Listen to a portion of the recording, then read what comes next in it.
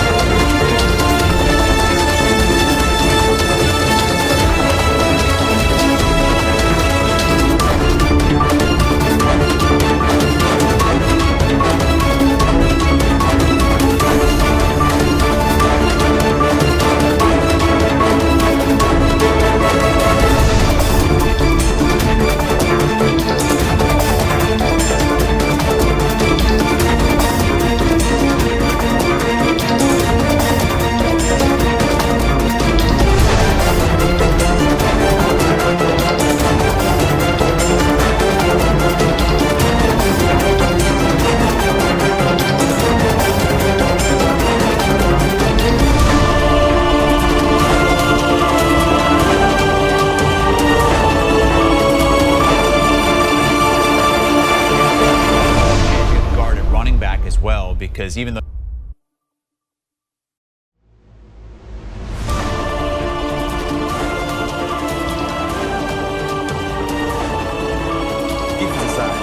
whoever the starting quarterback is, if they can just play smarter sound football, you know they're going to rely heavily on the running game.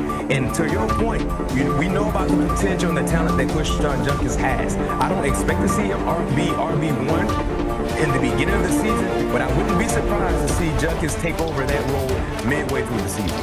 B-Mac, take us through the Browns' schedule, which does not look very easy. You're starting with division games and then 3 straight games against the NFC North, Green Bay, Detroit, Minnesota, and then at your Steelers to start things off the first 6 games of the season. What do you see?